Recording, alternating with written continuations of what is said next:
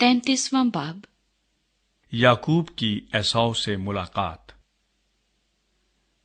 اور یعقوب نے اپنی آنکھیں اٹھا کر نظر کی، اور کیا دیکھتا ہے کہ عیساؤ 400 آدمی ساتھ لیے چلا آ رہا ہے۔ تب اس نے لیا اور راخل اور دونوں لونڈیوں کو بچے بانٹ دیے، اور لونڈیوں اور ان کے بچوں کو سب سے آگے، اور لیا اور اس کے بچوں کو پیچھے، اور راخل اور یوسف کو سب سے پیچھے رکھا، اور وہ خود ان کے آگے آگے چلا، اور اپنے بھائی کے پاس پہنچتے پہنچتے 7 بار زمین تک جھکا، اور عیساؤ اس سے ملنے کو دوڑا اور اس سے بغلگیر ہوا اور اسے گلے لگایا اور چوما، اور وہ دونوں روئے۔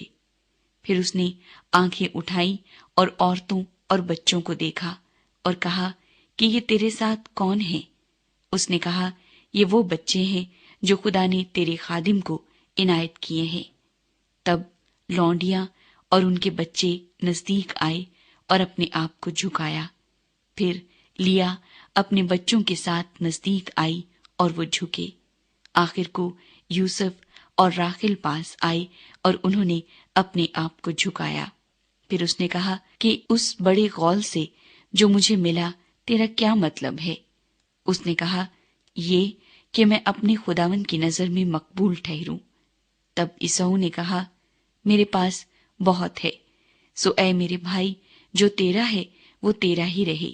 یعقوب نے کہا، نہیں، اگر مجھ پر تیرے کرم کی نظر ہوئی ہے تو میرا نذرانہ میرے ہاتھ سے قبول کر، کیونکہ میں نے تو تیرا منہ ایسا دیکھا جیسا کوئی خدا کا منہ دیکھتا ہے، اور تو مجھ سے راضی ہوا، سو میرا نذرانہ جو تیرے حضور پیش ہوا اسے قبول کر لے، کیونکہ خدا نے مجھ پر بڑا فضل کیا ہے اور میرے پاس سب کچھ ہے۔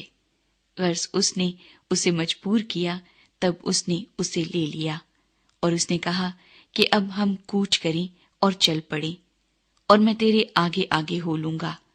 اس نے اسے جواب دیا، میرا خداوند جانتا ہے کہ میرے ساتھ نازک بچے اور دودھ پلانے والی بھیڑ بکریاں اور گائیں ہیں۔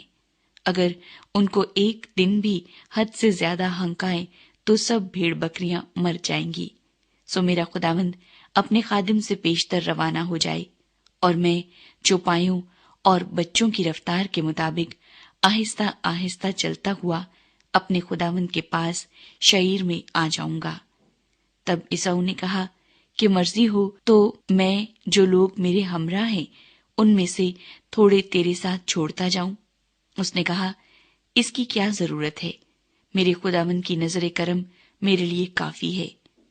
تب عیساؤ اسی روز الٹے پاؤں شعیر کو لوٹا، اور یعقوب سفر کرتا ہوا سکات میں آیا اور اپنے لیے ایک گھر بنایا اور اپنے چوپایوں کے لیے جھونپڑے کھڑے کیے۔ اسی سبب سے اس جگہ کا نام سکات پڑ گیا۔